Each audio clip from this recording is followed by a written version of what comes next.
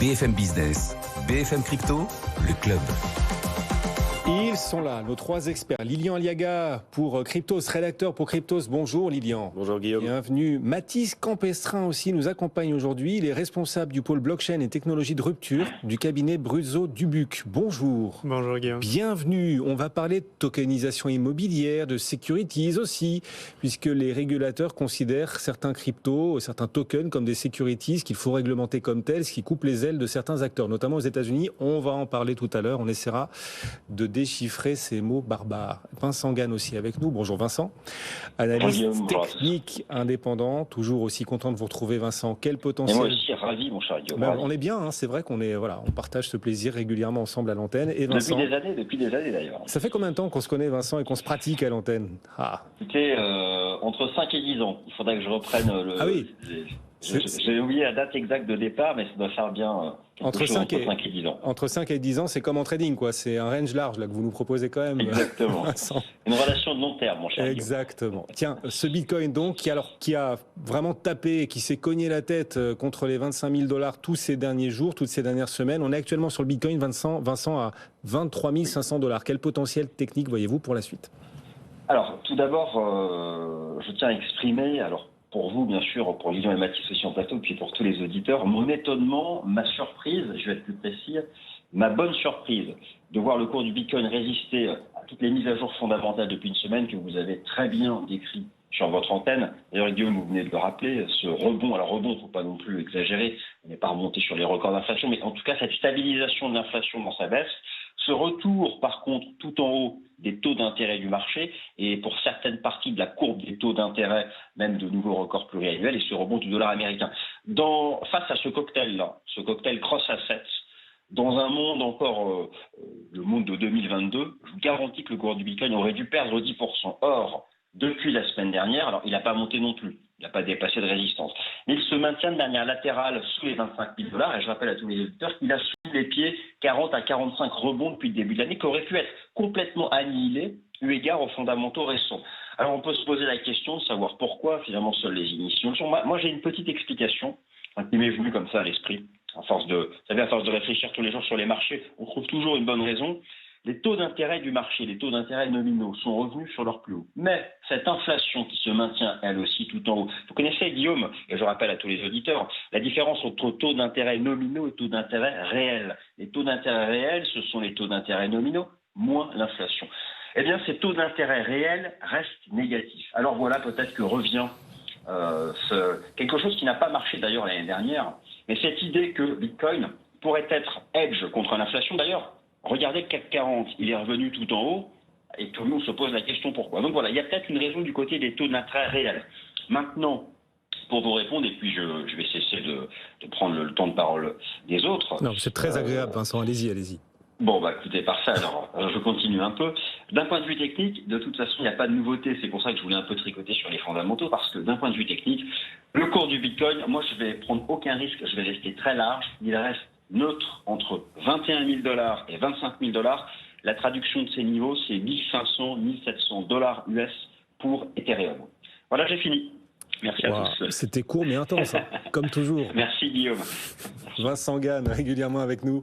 Analyste technique indépendant. Salut Vincent, bonne journée, bonne fin de journée. Et Lilian qui va nous parler de toutes les actus crypto du moment. Lilian Aliaga, ça faisait un moment pour le coup qu'on ne s'était pas vu Lilian, et on est ravis aussi de vous accueillir. Décembre en effet. Voilà, on a changé d'année, on a changé de saison pour les cryptos. On était dans l'hiver crypto encore en décembre. Bitcoin a pris 50% depuis la dernière fois. Exactement, ça va mieux. D'ailleurs, vous avez des couleurs, hein. Je vous vois, vous êtes bien là. Je me sens plus en forme. On va justement parcourir l'ensemble de cette actualité en démarrant par, tiens, vous avez repéré cette actu-là, le gigantesque dépôt d'Ether sur Lido Finance. C'est un record de dépôt pour des Ethereum, pour des Ethers. Des Ethers, ouais. Oui, c'est le plus gros dépôt de l'histoire qu'a connu la plateforme, donc Lido Finance, qui est une plateforme de liquidity staking, mais j'y reviendrai là-dessus tout à l'heure. Donc 150 000 Ethers, ça représente quand même 250 millions de $ à peu près. Et évidemment, ça a fait pas mal de bruit, ça a un peu inquiété les utilisateurs puisque ça peut diluer les récompenses des utilisateurs. Il y a pas mal de risques associés à ce genre de gros dépôts, surtout que ça s'est fait en l'espace d'une journée à peine. Et donc Lido a forcément été obligé de mettre en place des mesures d'urgence pour essayer de restreindre les dépôts des autres utilisateurs sur la plateforme. Bon, finalement, rien de très grave, il ne s'est rien passé de particulier, ça n'a pas posé de problème, mais à l'avenir, on va essayer de réguler un petit peu ça du côté de Lido. Et ce qui est assez intéressant, c'est que ce dépôt, il provient d'une adresse, d'une personne en particulier, Justin Sun, qui est le fondateur de l'écosystème Tron, qui est aussi dirigeant plus ou moins de l'exchange UOB, qui est une personne assez décriée dans l'écosystème crypto. Donc voilà, c'était assez intéressant de mentionner que c'était de sa part. On ne sait pas vraiment ce qui se cache derrière ce mouvement. On n'a pas eu plus d'informations. Bon, l'actualité s'arrête là, mais moi je voulais faire une petite parenthèse sur ces protocoles de liquidity staking, parce qu'ils risquent d'avoir un rôle assez important dans l'avenir, notamment de la blockchain Ethereum, et je vais vous expliquer pourquoi. Et Lido en est un, c'est un protocole de liquidité. Lido en est un, alors il y en a d'autres, Frax Finance, Coinbase propose également ça. Lido, c'est certainement le plus connu, mais c'en est un. Vous connaissez, Guillaume, le staking maintenant, l'Ether, les Ethers qu'on va déposer sur la blockchain Ethereum, les verrouiller pour pouvoir faire fonctionner le réseau, récupérer des récompenses liées aux frais de transaction, etc. Et ça apporte un rendement à l'investisseur. Ça apporte un rendement à l'investisseur, et puis ça sécurise le réseau, etc. Bon, le problème avec ça, c'est que nos Ethers, ils sont verrouillés dans la blockchain. On ne peut plus les toucher, on ne peut plus les utiliser dans les protocoles de DeFi. L'intérêt du liquidity staking, c'est de rendre liquides ces Ethers qui sont verrouillés. C'est-à-dire, par exemple, Lido, vous allez déposer un Ether dans Lido, vous allez recevoir en récompense un STETH. Donc ce token, il est censé avoir la valeur de l'Ether, plus ou moins. Alors il signifie dans un premier temps que vous avez bien déposé un Ether et qu'il est verrouillé dans la blockchain, mais deux, vous pouvez l'utiliser dans des protocoles de DeFi. Vous pouvez aller le poser en collatéral et emprunter des stablecoins, par exemple. On va dire que c'est une petite révolution quand même. Et pourquoi est-ce que c'est intéressant? Pourquoi est-ce qu'on risque d'en entendre parler? Pourquoi est-ce que nos auditeurs et téléspectateurs devraient connaître ce genre de protocole? Parce que dans quelques semaines, on a la mise à jour Shanghai sur Ethereum, qui fait que tous les Ethers qui ont été verrouillés depuis plusieurs mois ou plusieurs années dans ce qu'on appelait à l'époque ETH 2.0 vont être libérés. On va pouvoir les retirer, ça y est, enfin, des années après. Et donc, il y a des gens qui vont vouloir certainement replacer leurs Ethers en staking, naturellement. D'ailleurs, on a une étude qui sort très prochainement sur Cryptost, où on donne le pourcentage, justement, de gens qui souhaitent replacer leurs Ethers en staking. 70%. Je spoil un peu l'étude. Oui. Donc, il y a pas rien, 70%. Quand même 17 millions d'Ethers qui vont être certainement replacés quelque part, d'une manière ou d'une autre. Quelles sont les deux manières? Soit on crée un masternode, 32 Ethers, il faut avoir quelques compétences techniques, c'est pas tout simple, c'est pas donné à tout le monde. Ou alors, on utilise ces protocoles de liquidity staking et on bénéficie des avantages que j'ai mentionnés. Donc je pensais que c'était important de le rappeler, puisque on va en entendre parler très certainement. Ça va attirer du monde, en effet. Ça va attirer du monde, parce que certes, je bloque mes Ethers, mais j'obtiens des récompenses, et des récompenses régulières, ou tout au départ. On continue à récupérer les récompenses classiques du staking, et en plus, on peut aller faire travailler ces STETH dans d'autres protocoles. Et c'est ça. Et après, il y a d'autres fonctionnalités intéressantes, mais je ne vais pas les mentionner là, je laisserai les gens s'intéresser à ce genre de protocole de leur côté. Mais voilà, les gens risquent de continuer à entendre parler du liquidity staking à l'avenir. On a un spécialiste juridique avec nous qui vous écoutait avec grande attention. Mathis, vous vous dites qu'il y a du pain sur la planche, sans doute. Je pense que l'état de la régulation actuelle est évidemment pas à la hauteur de toute cette ingéniosité qui est derrière ces protocoles. Mais évidemment, ça veut aussi dire qu'on a de beaux jours devant nous. Effectivement, vous les juristes, vous les avocats, il y a du pain sur la planche, effectivement. Et c'est passionnant de voir cet écosystème se créer, émerger. On est dans la naissance d'un monde, là. Et tout doit se créer autour de cette naissance. On ne sait même pas quel monde est en train de naître, parce que c'est tellement évolutif, ça va tellement vite que voilà, on ne sait pas jusqu'où tout ça nous mènera. Et bien sûr, beaucoup de spéculateurs qui essaient de profiter de ce flou malgré tout. On peut parler quand même de ces signaux qui se multiplient, spéculation dans l'écosystème. Vous avez repéré une actu supplémentaire qui vient corroborer le cycle, qui vient apporter un signe supplémentaire que la spéculation va bon train. C'est pas une actualité extrêmement importante pour l'écosystème. C'est un petit détail, mais ça montre encore une fois qu'il y a beaucoup de spéculation. Il y en a vraiment partout et sur tout et n'importe quoi sur le marché crypto. Concrètement, on va reparler de la blockchain Ethereum. Elle dispose de plusieurs réseaux de tests, qu'on appelle des testnets. L'un d'entre eux, c'est Goerli. Alors moi, je le prononce Goerli, certains vont le prononcer autrement. On va rester sur Goerli. Et sur ce réseau de tests, on a une réplique de l'Ether qui s'appelle le GETH. Cet actif, il est fictif, il n'a aucune valeur théorique. C'est vraiment du test. C'est un environnement de test pour que les développeurs puissent expérimenter leur protocole et que les utilisateurs puissent eux aussi tester en avant-première un protocole et puis éventuellement se rendre éligible pour un potentiel airdrop, puisque c'est de plus en plus développé aujourd'hui dans l'écosystème. Bon, c'est simplement un environnement de test où ce GETH n'a aucune valeur. Jusqu'à il y a une semaine où Layer 0 Labs a décidé de mettre en place un bridge, donc un pont entre Goerli et Ethereum, où on peut transférer ces GETH vers Ethereum et les trader contre de l'Ether à un prix de 0,01 Ether.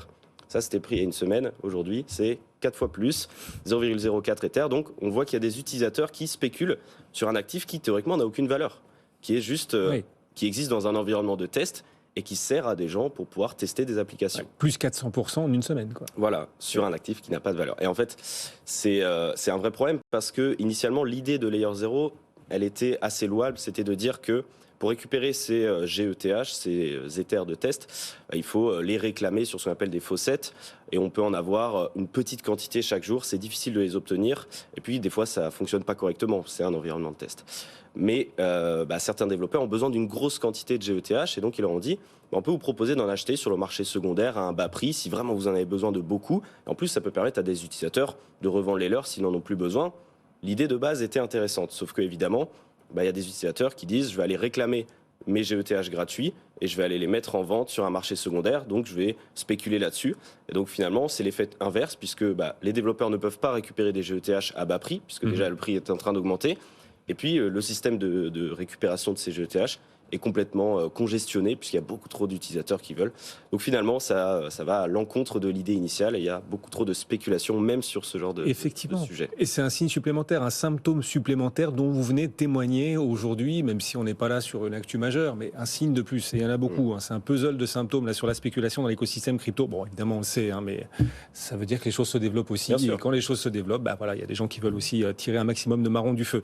Mathis Campestrin peut d'ailleurs en témoigner, donc notre spécialiste des questions juridiques sur ce plateau de BFM Crypto, responsable du pôle blockchain et technologie de rupture du cabinet Bruzo Dubuc. D'ailleurs, puisque vous êtes un juriste, votre métier, c'est de apporter de la sécurité juridique aux entrepreneurs du Web3.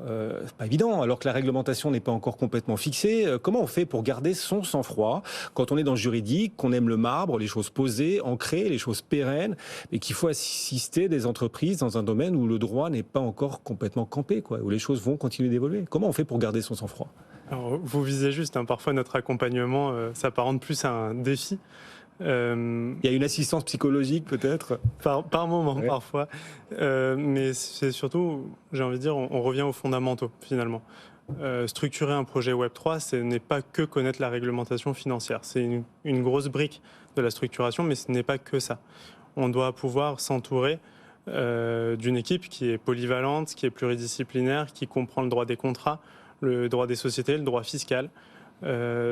Structurer un projet Web3, finalement, c'est avant tout un sujet de qualification juridique. Quand on me dit « je veux émettre un token », d'accord, mais qu'est-ce que c'est que ce token? C'est un droit, ça va être une part de société, et finalement, c'est ce travail de qualification derrière qui va nous permettre de choisir la réglementation finalement applicable, de la déterminer à tout le moins, et donc par la suite de pouvoir apporter cette sécurité à nos porteurs de projets. Comment on fait pour trouver des professionnels sur ces questions juridiques dans un écosystème en pleine naissance? Comment on fait alors que même l'autorité des marchés financiers peine à trouver des experts? Alors aujourd'hui, il est vrai que la formation universitaire, j'ai envie de dire, sur les questions crypto, blockchain et encore plus dans le milieu juridique, sont très rares. Ça, c'est un fait. Trouver des professionnels formés est vraiment compliqué, et ça je l'admets. Pour autant, on a de plus en plus de jeunes professionnels, surtout, qui ont cet attrait, cette volonté de se former sur ces sujets-là. Et donc, quand ils ont une excellence académique sur un autre sujet juridique, que ce soit, je l'évoquais, le droit des sociétés, le droit fiscal, et qu'ils ont en plus cette volonté de se former, finalement, avec un peu d'expérience, on arrive à avoir des profils qui sont extrêmement compétents. Donc, vous trouvez, là, vous n'avez pas de pénurie de main-d'œuvre dans votre domaine? On arrive à trouver, et nous dirons que le sud d'Aix-en-Provence joue aussi un peu en notre faveur, le soleil. Ah, vous êtes là-bas? Oui. Ah, d'accord. Et donc, les entreprises du Web3 auxquelles vous apportez une assistance, un service juridique, comment vous les sentez? Est-ce qu'elles ont besoin d'être rassurées ou pour le coup, ce sont elles qui ont la mentalité agile, la plus agile et qui justement sont mentalement les plus prêtes par rapport à vous, juristes, à affronter l'incertitude réglementaire? Alors, ça va dépendre surtout de l'âge de nos porteurs de projet et donc de leur aversion au risque. C'est souvent deux critères qui vont ensemble. Parfois, lorsque l'on a des des anciens cadres dirigeants de la finance qui aujourd'hui se lancent dans une nouvelle aventure. On est sur des projets qui sont beaucoup plus structurés, où le réglementaire a une vraie place dans la réflexion. Quand d'autres fois, on vient nous voir une fois que tout le projet a démarré et on est là plus pour recoller les morceaux a posteriori. Donc ça va vraiment dépendre de la physionomie finalement de nos porteurs de projets et de nos clients. Oui, oui. Mais c'est vrai que pour lancer des projets dans le Web3, il faut soi-même être extrêmement agile mentalement, aimer l'aventure. Enfin, on est dans un univers de pionniers là. Et donc peut-être que cette insécurité réglementaire finalement leur plaît aux acteurs du Web3 parce que ça correspond à leur mentalité aussi d'aventurier, d'agilité. C'est cela. Et c'est aussi parfois pour ce qui crée les atomes crochus, j'ai envie de dire, entre nos clients et nous. C'est quoi notre équipe est très agile sur l'ensemble de ces sujets-là. Tous les membres du cabinet sont formés et sont sensibilisés à ces problématiques, ce qui nous permet vraiment en fait, de pouvoir échanger, de pouvoir créer de nouveaux modèles. Évidemment, on se contraint à tenir une veille juridique assez, j'ai envie de dire, sévère pour que l'on puisse vraiment avoir tous les éléments dans la balance quand on prend une décision ou quand on écrit quelque chose. C'est une question de responsabilité. Pour autant, on arrive quand même à avancer de manière réelle et à sortir des beaux projets. C'est comme en voile. Parfois, certains voileux, certains marins adorent quand les conditions sont calmes, avec un vent constant, etc. Et puis d'autres préfèrent quand c'est très agité, qu'il y a des surprises, que le vent tourne, qu'on passe des dépressions, des anticyclones, dans l'hémisphère sud, des dépressions qui tournent à l'envers. Et il y en a qui préfèrent ça aussi. Et voilà. Ça peut être le cas aussi d'un certain nombre d'acteurs du Web3, évidemment nés dans la nécessité d'être agiles face à cette réglementation encore instable. Et on va traduire les choses encore un peu plus concrètement. Par exemple, puisqu'on est dans cet univers du Web3, on parle de plus en plus d'immobilier, de tokenisation de l'immobilier. Vous, juristes, ça vous dit quoi? C'est quoi l'enjeu autour de la tokenisation de l'immobilier? Et est-ce que vous vous dites d'ailleurs que ce sera un vrai sujet, qu'il y a un vrai potentiel de développement dans un pays comme la France, où très honnêtement le cadastre est super développé? On a peut-être le cadastre le plus lisible au monde. Est-ce que vous pensez que la tokenisation immobilière peut avoir ici un avenir? C'est plus qu'un sujet à mon sens. Aujourd'hui, on a une vraie demande, une vraie recrudescence dans la demande pour de la tokenisation immobilière. On voit même se développer des courants, j'ai envie de dire. On commence presque à avoir des écoles sur la tokenisation immobilière. Alors, je vais m'expliquer. On va partir de la qualification. Je vais être très rapide sur le sujet, mais ce qui va déterminer cette école, c'est le jeton que nous allons émettre. Est-ce que je vais émettre un jeton sécuritaire, c'est-à-dire une part de société qui détient de l'immobilier, ou une obligation d'une société à prépondérance immobilière, ou bien un jeton utilitaire, c'est-à-dire un droit sur un immeuble. On précise simplement qu'un droit sur un loyer, aujourd'hui, est considéré comme un titre de créance, donc assimilable à une obligation. Partant de ces deux qualifications que nous donne le Code monétaire et financier, jeton utilitaire, jeton sécuritaire, on peut en déduire presque deux grandes écoles. Donc celle de la blockchainisation de l'immobilier.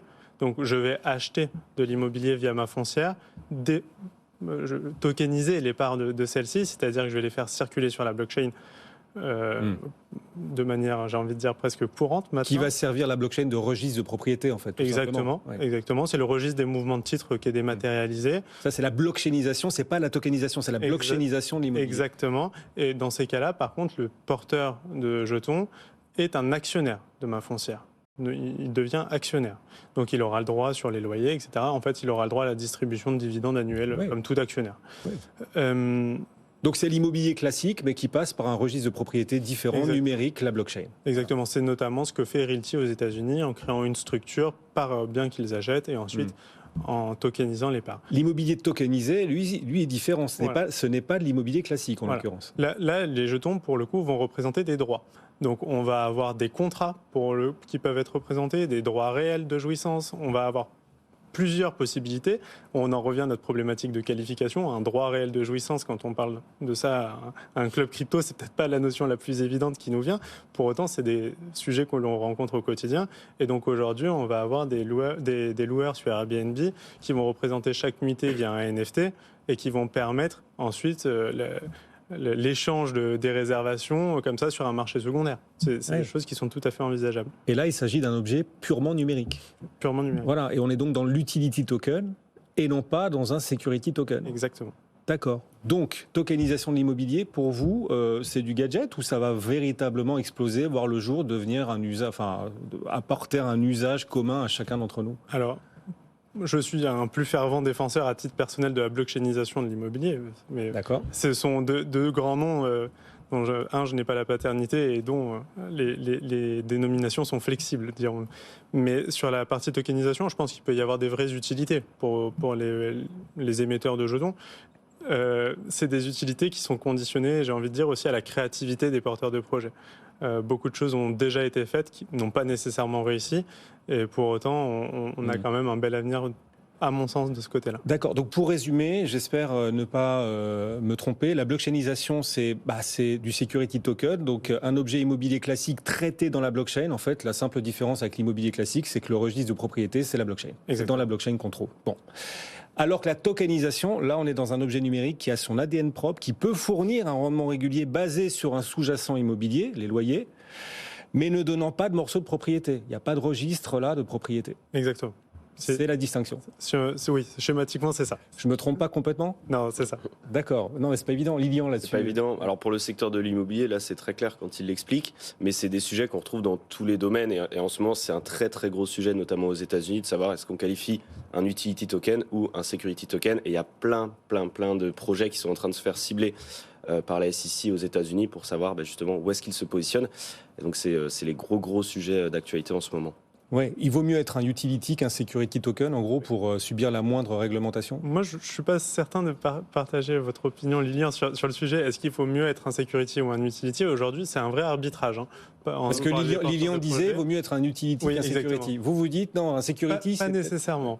Pas nécessairement dans le sens où aujourd'hui, il vaut mieux être un utility, je vous l'accorde, dans le sens où on n'a pas de réglementation. On a une réglementation à venir. À compter du 1er janvier 2024, où on va avoir un seuil sur un seuil au-dessus duquel il faudra faire agréer notre projet d'émission, même pour un ICO. Ce qui va être relativement compliqué pour certains porteurs, surtout que ce seuil est de 1 million d'euros. Aujourd'hui, pour émettre un security token, j'ai un seuil à 8 millions d'euros. Donc c'est un vrai arbitrage à faire pour les porteurs de projets. Ce que vous nous dites, c'est qu'il y a une fenêtre aujourd'hui qui rend les utility tokens plus intéressants, sans doute, avec une moindre réglementation que les security, mais cette fenêtre va se refermer rapidement. Exactement. Et on sait à partir de quand? À partir du 1er janvier 2024? Premier trimestre 2024. Bon. Merci beaucoup de nous avoir accompagnés. Merci à tous les deux. C'était technique, mais là, on est rentré dans le cœur du moteur. Mathis Campestrin pour Bruzo Dubuc, le cabinet Bruzo Dubuc, et Lilian Aliaga, rédacteur pour Cryptost. Merci à tous les deux d'être passés. Bon retour, notre club BFM Crypto qui se clôt.